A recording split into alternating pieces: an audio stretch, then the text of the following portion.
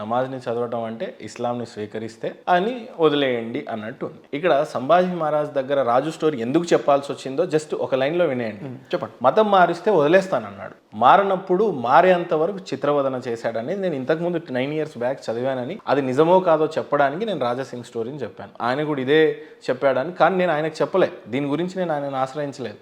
ఒక కోణం, ఒక అనుకోకుండా సిచ్యువేషన్లో అయినప్పుడు సంభాజీ మహారాజ్ ఒక టైగరు, ఇంత పెద్ద యోధుడు, ఆయన గురించి ఒక చరిత్ర తీస్తే బాగుండేది, శివాజీ మహారాజే కాదు సంభాజీ మహారాజ్ గురించి చరిత్ర వస్తే బాగుండు అనేది ఆయన అనుకున్నప్పుడు, ఓహో నేను చదివిన చరిత్ర ఈయన కూడా చదివాడు కావచ్చు అని అనుకొని వచ్చేసాను. సో ఇక్కడ ఏముంది అని అంటే, జస్ట్ ఇక్కడ విషయం ఆ ఇస్లాంని స్వీకరించేస్తే నేను వదిలేస్తా అన్నట్టుగా అదంతా జరిగిన చరిత్ర అనేది లేదు మహేందర్ గారు. సో ఇక్కడతో నాది ఇంకా అయిపోయింది సార్.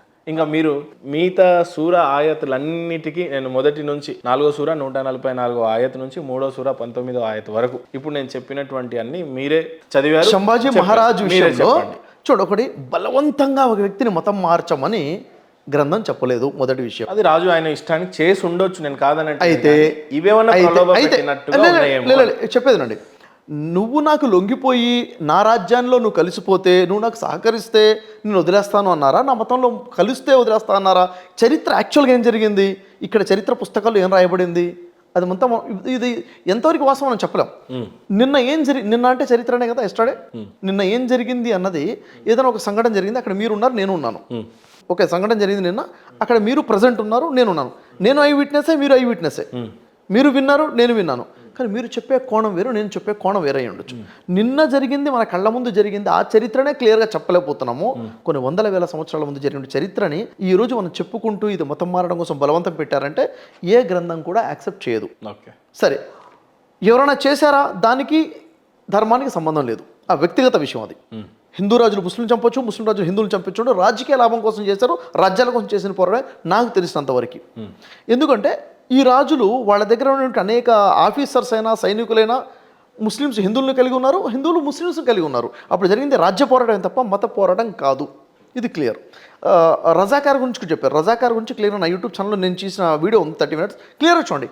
యాక్చువల్ ట్రూత్ ఏంటి, ఎలా వీళ్ళు మతపరమైనటువంటి కలర్ వేశారు సినిమాలు అన్నది కూడా క్లారిటీ వస్తుంది. ఎందుకంటే సార్ సినిమాని అనుసరించి చెప్పట్లేదు సార్, నేను రజాకార్ పుస్తకం యొక్క రిఫరెన్స్ కూడా నేను ఇస్తాను సార్. చూడండి, పుస్తకమైనా సినిమా వల్లభాయ్ పటేల్ గారు స్వయంగా హైదరాబాద్ని పోలో ఇప్పుడు జరిగినటువంటి, మీరు పని చేయండి, దీనికి సంబంధించి చాలా డీటెయిల్ రీసెర్చ్ చేశాను నేను రజాకార్ గురించి. ఒక 30 minutes వీడియో ఉంది, ఉంటే అది మీ వీడియో ఛానల్ మీకు ఇస్తాను, అది అప్లోడ్ చేయండి, మీరు కూడా చూడండి. సయాన సర్దార్ వల్లభాయ్ పటేల్ గారే రాశారు సార్. అండ్ ఇప్పుడు ఇన్ని మీరు చదివిన నాదొక చిన్న రిక్వెస్ట్ ఏంటంటే, ఒక చిన్న వేరే టాపిక్లో వెళ్లే ముందు ఇది క్లియర్ చేసుకుందాం. ఎందుకంటే ఇప్పటికే అనేక ఖురాన్ వాక్యాలు మీరు చెప్పున్నారు. అక్కడ ఈ వాక్యం కూడా చెప్తాను, సూర్య తోబాలో ఇప్పుడు చదివినటువంటి విషయం ఉంది కదా మహేంద్ర గారు, ఏవైతే పాయింట్స్ అడిగారు కదా మీరు ఖురాన్ వాక్యాలు, వీటన్నిటికి కూడా క్లారిటీగా ఆన్సర్ తీసుకుందాం. యాక్చువల్లీ ఏంటి అన్నది ఇక్కడ మీకు చెప్పింది ఏంటంటే, యూదులు క్రైస్తవులు అన్న ట్రాన్స్లేషన్ తప్పు, ఆ యూదులు ఆ క్రైస్తవులు, ఆ ముష్రికులు అన్న ట్రాన్స్లేషన్ తప్పు, ఆ ముష్రికులు, ఇంకా అక్కడ అవిశ్వాసులు అని ఉంది, అవిశ్వాసులు కాదు కాఫిర్లు, అది కూడా ఆ కాఫిర్లు. కాఫిర్ అంటే ఏంది, ఆ తిరస్కారులు. యాక్చువల్ స్టోరీ ఏంటి, ఇక్కడ ఖురాన్లో యుద్ధం చేయమని చెప్తుంది, స్నేహం చేయొద్దని చెప్తుంది, వారు అపరిశుద్ధులు అని చెప్తుంది. ఎవరి గురించి చెప్తుంది? యాక్చువల్ ప్రపంచంలో ఉన్న అవిశ్వాసుల గురించా? కాదు. తిరస్కారుల గురించా? కాదు. పర్టికులర్గా కొంతమంది తిరస్కారం చెప్తున్నారు. ఎవరు ఏంటి? ఉదాహరణకి ఇప్పుడు మీరు అడిగినట్టుగా వారితో స్నేహం చేయకూడదు అన్న వాక్యం ఉంది. అంటే వాళ్ళతో ఇవన్నీ ఒకదానితో ఒకటి ముడిపడి ఉన్నాయి కాబట్టి దీనికి బిఫోర్ పోయే ముందు ఫస్ట్ కాఫిర్లు అంటే ఎవరు మీ దృష్టిలో ఒకటి, రెండోది ముష్కరులు అంటే ఎవరు? చూడండి సార్, కాఫిర్ అనే పదం గురించి క్లారిటీ రావాలి మనకి. కాఫిర్ అనే పదం చాలామంది యొక్క అపోహ ఏమిటంటే, ముస్లిమ్స్ కాని వాళ్ళందరూ కాఫిర్లే అన్న అపోహలో చాలామంది ఉన్నారు. కొంతమంది ముస్లింలు కూడా ఈ అపోహలో ఉన్నారు. వాస్తవానికి కాఫిర్ అనే పదాన్ని అర్థం చేసుకోవడంలో చాలా పెద్ద పొరపాటు జరిగింది. కాఫిర్ అనే పదానికి నానా అర్థాలు ఉన్నాయి, చాలా అర్థాలు ఉన్నాయి. ఒక అర్థం ఏంటంటే తిరస్కరించడము కాఫిర్. అంటే ఎంత సింపుల్గా వాడబడింది అంటే కాఫిర్ అనే పదము, ఇప్పుడు మీరు నాకు కాఫీ నాకు ఆర్డర్ చేస్తే నేను వద్దు అని తిరస్కరిస్తే కాఫీ విషయంలో నేను కాఫిర్ని. అర్థమైందా? నేను మీకు కూల్ డ్రింక్ ఇచ్చాను తాగమని, మీరు నాకు వద్దని తిరస్కరించారు. మీరు ఆ కూల్ డ్రింక్ విషయంలో తిరస్కారి. అంటే సింపుల్గా చెప్పాలంటే ఇస్లాంని యాక్సెప్ట్ చేయకపోతే కాఫీరే, అల్లాని విశ్వసించకపోతే కాఫీరే. కాదు ఓకే. కాదు. తిరస్కరిస్తే ఏ విషయంలో తిరస్కరిస్తారో ఆ విషయంలో తిరస్కారం అవుతారు. టీ విషయంలో తిరస్కరిస్తే టీ విషయంలో కాఫీర్ అవుతారు. దేవుడి విషయంలో నేను విశ్వసించకపోతే కాఫీర్నే కదా. విశ్వసించకపోతే కాఫీర్ కారు. తిరస్కరిస్తే ఇప్పుడు ఉన్నటువంటి విశ్వసించకపోవడం వేరు, తిరస్కరించడం వేరు. ఇందాక నేను అంటున్నది సినిమాని మైండ్లో నుంచి తీసేయండి సార్. సంభాజీ మహారాజు యాక్సెప్ట్ చేయలేదు, తిరస్కరించాడు కాబట్టి కాఫీర్, కాబట్టి అంత ఆ విధంగా తిరస్కరించిన కాఫీర్ కాదు. ఆ విధంగా తిరస్కరించిన కాఫీర్ కాదు సార్. దేన్ని కాఫీర్ అంటారు, ఎన్ని రకాల కాఫీలు ఉంటాయో చూద్దాం ఇప్పుడు. ఎందుకంటే సార్ ఇది ఎలాంటి విషయం అంటే చాలా సున్నితమైన విషయము. మనసు పెట్టి విషయం ఏంటి అర్థం చేసుకోవాలన్న ఆలోచనతో వింటేనే అర్థమవుతుంది. వాదన ఉంటే ఏం అర్థం కాదు. ఇది చూడండి, కాఫీర్ అంటే ఒకటి తిరస్కారి, తిరస్కారిని కాఫీర్ అంటారు. తిరస్కరించడం అంటే ఏంటి అంటే పూర్తి అవగాహన వచ్చిన తర్వాత తిరస్కరిస్తేనే దాన్ని తిరస్కారం అంటారు. ఉదాహరణకి విశ్వసించడం కూడా పూర్తిగా అర్థమైన తర్వాత విశ్వసిస్తేనే దాన్ని విశ్వసించడం అంటారు. అర్థం కాకుండా నేను నమ్మేసుకున్నా అంటే అది నమ్మడం కాదు, నాకు అర్థం కాకుండా తిరస్కరించాలంటే తిరస్కారము కాదు. అర్థం అవ్వాలి. పాటిస్తూ కాదు, అర్థమైన తర్వాత. సార్ ఇస్లాంని పాటిస్తూ పూర్తిగా అల్లాని తెలుసుకోకపోతే ఆయన కూడా కాఫీర్ అవుతాడా? అంటే మీరేమడిగారు మళ్ళీ అడగండి. ఇస్లాంలో ఉంటూ అంటే ఏంటి అర్థం కాలేదు. ఇస్లాం అంటే ఏంటిది? సరే, ఇస్లాం అంటే దానికి కాసేపు ఇస్లాం అంటే మతం కాదు ధర్మం అంటున్నారు అనుకుందాం. సపోజ్ ఏదేమైనా ముస్లిం అనే వర్గంలో ఉన్న ఒక వ్యక్తి ఖురాన్ని చదువుతూ ఖురాన్ని పాటించకుండా సపోజ్ నమాజ్ చేయమన్నాడు, నమాజ్ చేయడు, మందు తాగొద్దని అంటది హరాం, తాగుతా ఉంటాడు. అల్లాని విశ్వసించి సాయంత్రానికి వస్తే నమాజ్ చేయాలి, అది చేయడు. ఇంకేమైనా మార్గభ్రష్టుడై ఉంటాడు, మార్గంలోనే ఉంటాడు, ఆయనను కాఫీర్ అంటారా? ఖురాన్ అంటుంది కాఫీర్ అనే వాళ్ళని. ఆయన కూడా కాఫీరే. తిరస్కరించరు. ఒక్క ఆజ్ఞని తిరస్కరించిన కాఫీరే. ఓకే, వాళ్ళని కూడా కాఫీర్ అని చెప్తుంది. అంటే అల్లా ఎక్కడైనా తిరస్కరించున్నాడా? ఏ విషయంలోనైనా అల్లాని కూడా కాఫీర్ అనే పరిస్థితి వచ్చిందా ఖురాన్లో ఎక్కడైనా? తిరస్కరించడం అన్నది లేదు. ఇక్కడ ఎలా ఉంటుందో కొంచెం క్లారిటీ ఇచ్చేస్తాను మీకు. కొంచెం ప్రశాంతంగా అంటే కాఫీర్ అనే పదానికి క్లారిటీ వచ్చేస్తుంది. ఇది ఫైనల్ సార్. ఇంకా ఏంటిది అది? అల్లాని కూడా కాఫీర్ అనవచ్చా?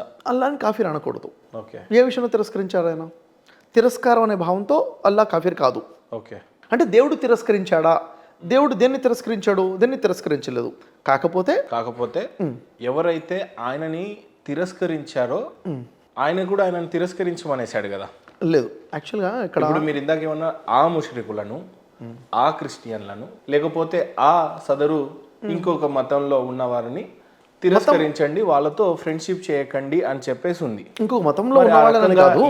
ఆయనకు కాఫీర్ అయినప్పుడు ఈయనకు కూడా కాఫీర్ అవుతాడా అనే క్వశ్చన్ చాలా మందికి అది ఎక్కువ డౌట్. కాఫీర్ కాడు. ఓకే. ఇప్పుడు నేను మిమ్మల్ని తిరస్కరించాను సార్ అంటే నేను మిమ్మల్ని మీ ఎడల నేను తిరస్కారిగా ఉన్నాను. మీరు నన్ను తిరస్కరించలేదు అంటే మీరు నా ఎడల తిరస్కారి కాదు. ఓకే. తిరస్కరించడము అంటే ఐ రిజెక్ట్, అర్థం చేసుకుని రిజెక్ట్ చేయడము. క్లారిటీగా పూర్తిగా అర్థం చేసుకున్న తర్వాత రిజెక్ట్ చేస్తే కాఫీర్ అంతే. దేన్ని రిజెక్ట్ చేస్తే దాని విషయంలో కాఫీర్ అవుతారు. కాఫీర్ అనే పదం సర్వసాధారణంగా వాడబడే పదము. సర్వసాధారణంగా అంటే చాలా చిన్న విషయం అనాలి. చాలా చిన్న విషయం. సపోజ్ ఐఫోన్ ఫ్యూచర్స్ అన్నీ తెలిసి కూడా నాకు నచ్చలేదు, పక్కన పడేసి ఆండ్రాయిడ్కి షిఫ్ట్ అయ్యాడంటే ఆ ఐఫోన్ వరకు కాఫీర్ అవుతాడు. మీరు తిరస్కరించారు సార్, రిజెక్ట్ చేశాను, నేను దాన్ని రిజెక్ట్ చేసేసాను, కాఫీర్ అనడం. ఎందుకు ఇంత క్లియర్గా చెప్తున్నానంటే చూడండి, ఖురాన్లో ఒక వాక్యం చూపిస్తాను నేను మీకు. విశ్వాస విషయంలో చాలా హిస్టరీ పుస్తకాల్లో రాజులు చెప్పినటువంటి ఇదంటే ఏ కాఫీరోంకో దికాయింగే అప్పని క్యా అనే విషయాలు మాట్లాడినవి కూడా ఉన్నాయి. తప్పు, అవి యాక్చువల్గా అన్నీ తప్పే, అవన్నీ కూడా తప్పే సార్. ఈ పదాన్ని, కాఫీర్ అనే పదాన్ని చాలా మిస్యూజ్ చేయబడినటువంటి పదం. ఇది చాలా ఎక్కువగా మిస్యూజ్ చేసిన పదం. అవిశ్వాసులందరూ కాఫీర్లు అన్న ఆలోచన చాలా భయంకరమైనటువంటి తప్పు ఖురాన్ ప్రకారంగా.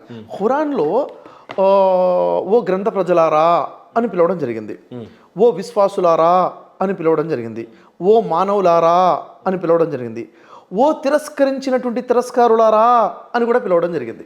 అంటే ఏంటి సార్? గ్రంథ ప్రజలు తిరస్కారులు కాదనే కదా? అంటే విశ్వసించిన వారు వేరు, గ్రంథ ప్రజలు వేరు. అంటే యూదుల్ని కాఫీర్ అని చెప్పలేదు, యూదుల్ని కాఫీర్ అనలేదు, క్రైస్తవుల్ని కాఫీర్ అని చెప్పలేదు, మానవులు వాళ్ళ పేర్లు చెప్పారు. తిరస్కరించిన వారు ఎవరైతే ఉన్నారో వారికి మెసేజ్ అంది యూదులే మాట్లాడారు కానీ కాఫీర్ అనలేదు. ఇంకా యూదులలో కొంతమంది ముస్లింలు ఉన్నారంటే మోమిన్లు ఉన్నారు. నాదొక చిన్న విన్నపం ఏంటంటే ఆ, కొంత సమయం పట్టినా పర్లేదు. నా యొక్క భావోద్వేగాలు ఏంటి అని అంటే, అనేకమైన మత గ్రంథాలు ఉన్నాయి ప్రపంచంలో, అనేకమైన దేవుళ్ళు దేవతలు ఉన్నారు. ఖురాన్లో ఒకడే దేవుడు ఉన్నారు అని మీరు చెప్తా ఉన్నారు, ఇట్స్ ఫైన్. బట్ మానవులకి తోటి మానవుడే ఉపయోగపడగలడు. కరోనా ఉదాహరణ చెప్పింది. అంతేకాకుండా ప్రపంచంలో ఈ రోజున నరేంద్ర మోడీ పాకిస్తాన్ ఒక ప్రధానితో పనిచేస్తేనే ఈ రెండు దేశాలకి నీళ్ళు కానీ ఏమన్నా కానీ వస్తాయి. కానీ మా మతం వేరు అని చెప్పి వాళ్ళు అదే భావిస్తూ ఉంటే ఆ దేశం ఆ పరిస్థితిలోనే ఉంటుంది. అలాగే ఒక ఫ్రెండ్ ఇంకో ఫ్రెండ్కి ఉపయోగపడతాడు. మీరు నాకు చాలా అనేక విషయాలలో ఉపయోగపడవచ్చు. కానీ గ్రంథాన్ని అడ్డు పెట్టుకొని ఈ కాఫీర్లను అనుకోని చాలా విషయాలను తప్పుగా అర్థం చేసుకొని ఊరికే పైనే హిందూ ముస్లిం భాయ్ భాయ్ అని అంటే పనికిరాదేమో. ఈ కాఫీర్ అంత డేంజర్గా కూడా మారింది. ఇతిహాసాల్లో దీని గురించి చాలా పెద్దగానే జరిగిపోయి ఉన్నాయి.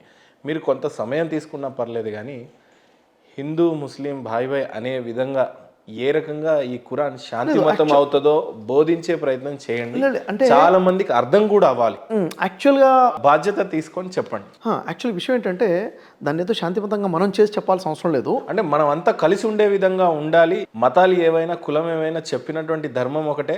అంతిమంగా దాని గురించి కూడా మాట్లాడదాం. ఖురాన్ ఒకసారి ఓపెన్ చేస్తారా మీరు? ముఖ్యమైన ఉద్దేశం ఏంటంటే మనం అంతా భారతదేశంలో ఉన్న సోదరులు భావంతో ఎలా కలిసి ఉంటాం, భారత్ సూపర్ పవర్ ఎలా అవుతుంది, ప్రపంచం కూడా శాంతియుతమైన ప్రపంచం ఎప్పుడైతుందో చూడాలి. వాటన్నిటికీ మనం చాలా సమిద. బట్ ఏమైనా అంత మార్పు తేగలిగే విషయం ఏపీ తెలంగాణలో తేగలిగినా చాలు. సూర్య బహ్రా 2వ సూర 34 వాక్యం 7వ పేజీ చూడండి. మేము దూతలకు మీరు అందరూ ఆదంకు తలవంచండి అని ఆదేశించినప్పుడు వారందరూ తలవంచారు. కానీ ఇబ్లీసు ధిక్కరించాడు, దురహంకారానికి గురయ్యాడు, అవిధేయులలో కలిసిపోయాడు. యాక్చువల్గా దేవుడు ఒక ఆజ్ఞాపించాడు, మీరు ఇక్కడ సాష్టాంగ పడండి అని చెప్పేసి. ఆదాంకి సాష్టాంగ పడండి అని. అక్కడ ఏమైపోయింది, దేవదూతలు సాష్టాంగ పడ్డారు. కానీ ఇబ్లీస్ అనే అతను ధిక్కరించాడు, ఆజ్ఞని తిరస్కరించాడు. ఏమైపోయాడు, అవిధేయులలో కలిసిపోయాడు అని ఉంది. అక్కడ అరబ్బీలో ఉంటుందంటే అల్ కాఫిరీన్, కాఫిరీన్లో కలిసిపోయాడు అంటే తిరస్కారుల్లో కలిసిపోయాడు. అంటే ఇక్కడ క్లియర్గా అర్థమవుతుంది, దేవుడు ఒక ఆజ్ఞాపిస్తే ఆజ్ఞని ధిక్కరించిన వాడు తిరస్కారి అయిపోయాడు. అతనికి సందేశం క్లియర్గా అందింది దేవుడి తరపు నుంచి, క్లియర్గా అందింది, అర్థమైంది కూడా. కానీ అహంకారంతో తిరస్కరించాడు. ఇతను కాఫిర్, ఇబ్లీస్ కాఫిర్ అంటే తిరస్కారి అయ్యాడు.